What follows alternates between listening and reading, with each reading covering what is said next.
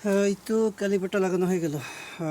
ওই যে গ্রিনটার দিয়ে কাটলাম, কাটার কারণে যে কেবলটা এখন এই এই মানে খাজ যেটা কাটলাম এইটা দিয়ে কেবলটা এখন উপরে উঠলো। আদারওয়াইজ কেবলটা আমাকে সাইড দিয়ে নিতে হইতো, নিতে গেলে কেবলটা অনেক টান পড়ে যেত এখানে। তখন যখন ওই যে স্টিয়ারিং হুইল দিয়ে ডান বাম করতো চাকা, তখন এখানে যদি টান পড়তো তাহলে হয়তো কেবলটা ছিঁড়ে অথবা কোনো একটা প্রবলেম হয়ে যেতে পারতো। এখন আর সেই সমস্যা নাই, কেবলটা এখন একটু ফ্লেক্সিবল আছে। এই কেবল একটা ফিটনেস টেস্টের ফেল হওয়ার অন্যতম কারণ থাকে মাঝে মাঝে। এখন যেটা করতে হবে, এখন কিন্তু যেহেতু কিছু তেল পড়ে গেছে, এখন কিন্তু ব্রেকটা এফেক্টিভলি কাজ করবে না। সো আমাকে এটাকে যেটা আমি বললাম আপনার বলে ব্লিডিং করাইতে হবে আর কি। ব্লিডিং হচ্ছে এখানে প্লাস্টিকের কাপড়,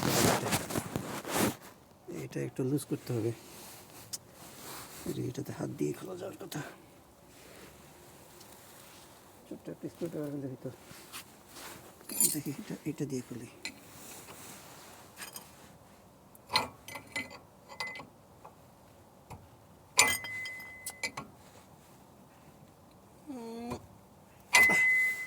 হ্যাঁ, এটা জাস্ট ওকে। আমার টুলসের কমতি নেই, অ্যাকচুয়ালি টুলস অনেক আছে। এখন কোনটা ইউজ করবো সেটা হচ্ছে কথা। ছোট্ট একটা স্ক্রুড্রাইভার, এটা তো হচ্ছে ফ্ল্যাট না হইলেও আশা করি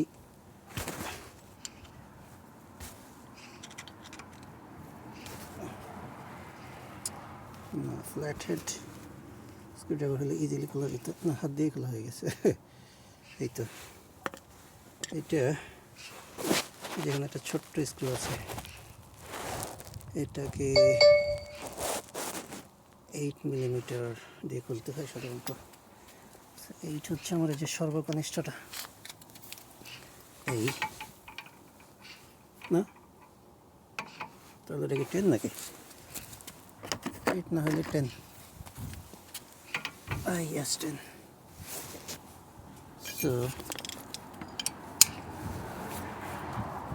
জাস্ট একটু লুজ করা, একটু লুজ করলে আই থিঙ্ক তেল আসছে না। তেল কেন আসছে না সেটা হচ্ছে একটু পড়ে গেছে, বাট আমার মনে হয় তো তেল কম। আমার তাইলে তেল নতুনটা ইউজ করতে হবে।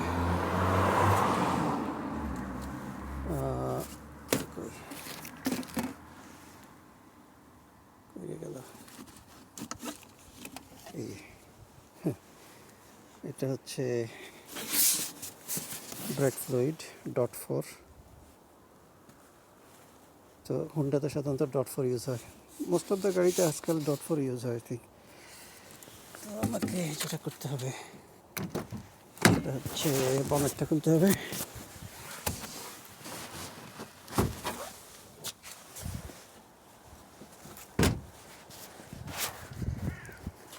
চাকাটা খুলে এখানে রেখেছিলাম, এই তো।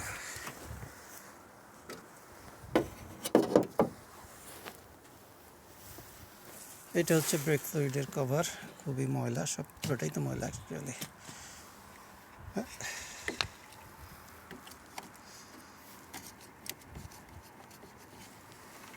এটা কি ঠিক মতো বসে নাই নাকি? ওকে, সো এটা আসলে একটা রাবারের থাকে। এখন যেটা করতে হবে সেটা হচ্ছে, ও না, এই তো ব্লিডিং হচ্ছে তো, বাট আমার মনে হয় আরও ব্লিডিং লাগবে। সরি, তেলটা পরে ঢোকে না, আগে ব্লিডিংটা করে নিই। ব্লিডিংটা যেভাবে করতে হয়, এটা তো আসলে দুইজন হলে ভালো। তো আমি যে প্রথমে আমাকে ব্রেকে চাপ দিতে হবে। ব্রেকে প্রেস করলে আপনার তেলটা তখন ক্যালিপারে ঢুকবে, ঢুকে ওই ব্লিডিং একটু একটু বের হবে। তো তেলের সাথে একটু বাতাসও বের হবে, পরে তেল তো পড়ছে, কিন্তু যখন গ্লাসটা খোলা থাকলে আমি নিজে দেখতে পেতাম।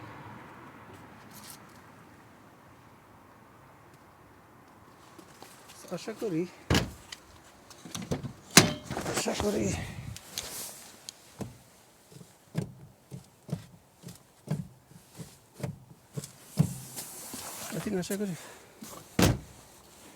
হয়ে যাওয়ার কথা। আমি এখন এটাকে টাইট দিয়ে দিই। সো এটা সুপার টাইট দরকার হবে না, হালকা একটু টাইট দিলেই হবে। ওকে, টাইট দিয়ে আবার এই যে এই রাবারের ঢাকনাটা লাগিয়ে দিলাম। ওকে, তো আমার ক্যালিপার লাগানোর কাজ হয়ে গেল। এটা হচ্ছে লেবার কস্টই হয়তো 100 to 150, আর এটা ওরা যখন কিনতো ওরা বেশি দামে কিনতো, আমার সেখান থেকে কিছু লাভ করতো। সো 200-এর মামলা এটা। আমার 30 পাউন্ডের কাজ হয়ে গেছে। বাট টুলস, হ্যাঁ টুলস ডে বাই ডে ওখানে ইনভেস্ট করা হয়েছে, কিন্তু সেটা তো আমার লাগেই, অহরহই লাগে। তো ওইভাবে হয়ে যায়। আর আসলে কাজগুলোর মধ্যে একটা এনজয়মেন্টও আছে। ম্যানুয়াল ওয়ার্ক কাজ করলে স্বাস্থ্য ভালো থাকে, আর নিজের গাড়ির যত্ন নিজের ইচ্ছা মতো নেওয়া যায়। গ্যারেজে তো আর এত যত্ন নেবে না, যেমন এই যে ময়লা এগুলো আমি নিজের গাড়ি হলে সব ক্লিন করতাম। ক্লিন করে একটা কালো স্প্রে বা রং, কালো যে আলকাতরা টাইপের রং লাগিয়ে দিতাম, তাহলে আর এই মরিচা টরিচা হতো না। তো নিজের গাড়ি এখন যেহেতু এটা সেল করবো, তখন এত ইনভেস্ট হয়তো করবো না। এখন জাস্ট একটু, যেহেতু এটা স্টুডেন্ট কিনবে, আমি একটু ক্লিন করে দিই। আর একটু কই আমার ইয়েটা গেল কই, আরে এই যে এটা দিয়ে হালকা একটু যতটা পারা যায় আর কি।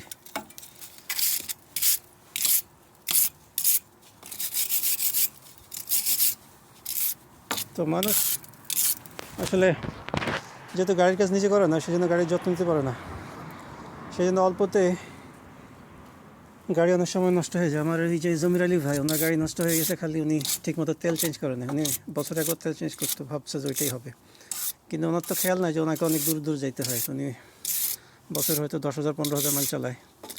নিয়ম হচ্ছে 3 থেকে 5,000 মাইল চালালেই আপনার তেল চেঞ্জ করা। তো ওনার তেল না থাকাতে গাড়ি ইঞ্জিন পুরো বাস্ট হয়ে ভিতরে পিস্টন টিস্টন ভেঙে গেছে। পরে এখন তো পুরো গাড়ি ফেলা দিতে হচ্ছে, অথচ তেল তো বেশি দাম না, 20 পাউন্ডের মামলা। এখন ময়লা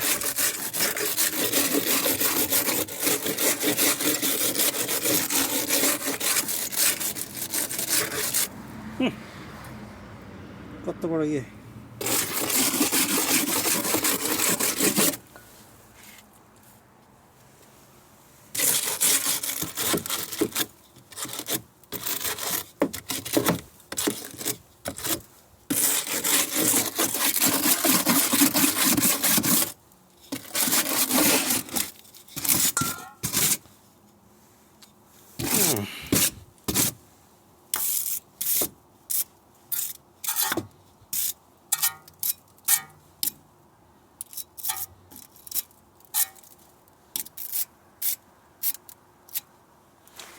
এই গাড়িতে ফিটনেস এগুলাই থাকে, যে আমাদের সরকারি অফিসগুলোতে যারা অফিসের মেকানিক থাকে তারা এগুলাতে টাকা মারে আর কি, আই থিঙ্ক।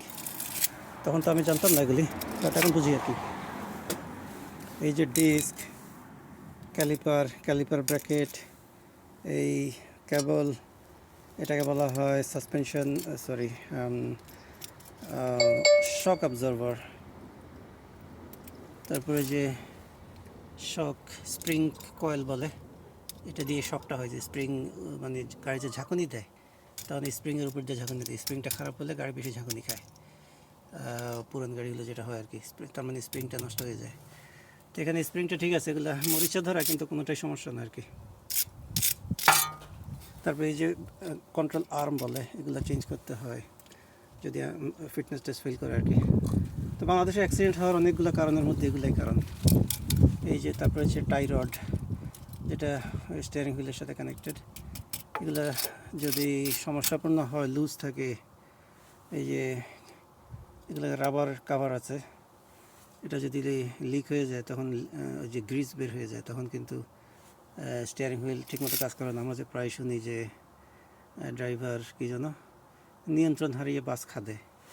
এই নিয়ন্ত্রণ হারানোর জিনিস হচ্ছে এই যেগুলা, এই যে বল জয়েন্ট, তারপর হচ্ছে এই যে রাবার লিক হওয়া, তারপরে যে এখানেও একটা রাবার আছে, এটা এটা এটা মোটে প্রায় ফেল হয়। এটা যদি অন হয়ে যায় তাহলেও গাড়ি খুব রিস্কি হয়ে যায়, কন্ট্রোল করা যায় না, মানে গাড়ি ভালো কন্ট্রোলে থাকে না। সো এই জিনিসগুলো আমি অলওয়েজ চেষ্টা করি যাতে টিপটপ পজিশনে থাকে, যার ফলে আমার পুরান গাড়িগুলো খুব ভালো চলে। মানুষ অবাক হয় যে এত পুরান গাড়ি কীভাবে এত ভালো চলে। তো আসলে কাহিনী তো ওইগুলাই, আর তো কিছু না। ইঞ্জিন এবং ট্রান্সমিশনও ভালো থাকে যদি আপনি তেলগুলো নিয়মিত চেঞ্জ করেন।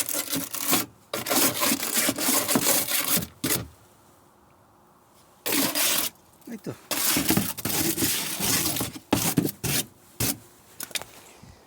এই সো আর কিছু কাজ আছে বাকি, তারপর এটা আমি ফিটনেস টেস্টে নিয়ে যাব, তারপর ইনশাল্লাহ গাড়িটা সেল করে দেবো। আশা করি আমার নেক্সট সেমিস্টার ক্লাস শুরু হওয়ার আগে যদি কাজটা হয়ে যায় তাহলে মাথা থেকে একটা কাজ বাকি। তারপর তো রোজা আসতেছে, যে এরপরে আর বেশি একটা কাজ করতে পারবো না। বাট এটা সেল হইলে আরও 2টা গাড়ি কেনার ইচ্ছা রাখি এটার টাকা দিয়ে, অ্যাটলিস্ট 2টা থেকে 3টা হতে পারে। তো আশা করি পার্টসের বিজনেস তো ভালোই চলে। আজকেও একটা পার্টস সেল হইলো।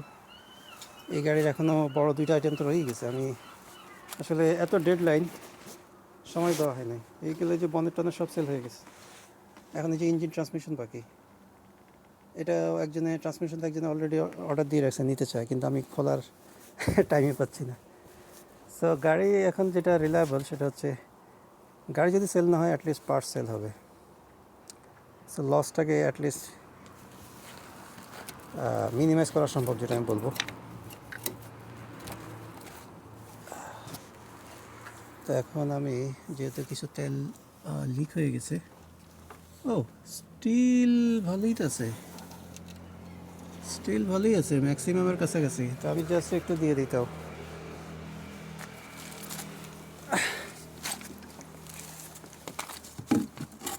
যেহেতু স্টুডেন্টের কাছে যদি সেল করি তাহলে একটু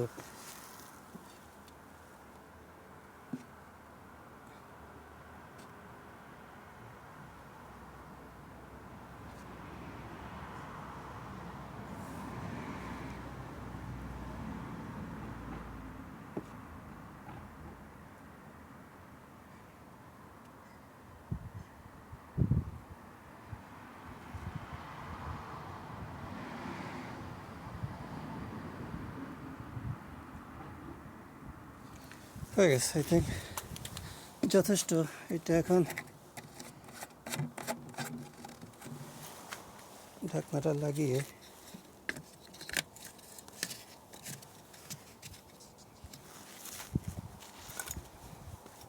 ওই ব্রেক প্যাড ইয়েটাকে, ব্রেকের যেই প্যাডেল, এটাকে আর একটু চাপ দিয়ে তেলটা আর একটু করিয়ে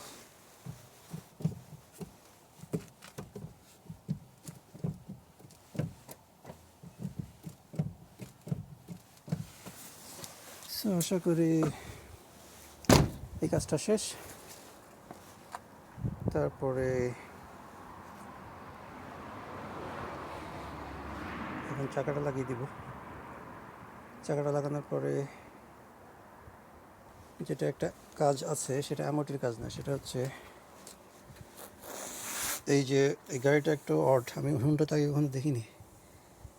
এক্সস্ট সিস্টেমে 2টা সেন্সার থাকে, এগুলো বলে অক্সিজেন সেন্সার।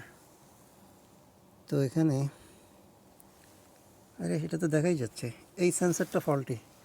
এটা আমি পেয়েছি যখন গাড়িটা কেনার পরে বাসায় নিয়ে আসি, তখন দেখি যে আরে ইঞ্জিন ম্যাল ফাংশন আসে। তখন আমি কিছুটা বুঝতে পারছি, আজ করতে পারলাম যে এটাই হবে, কারণ আমার আগের হুন্ডা তো এটাই প্রবলেম ছিল।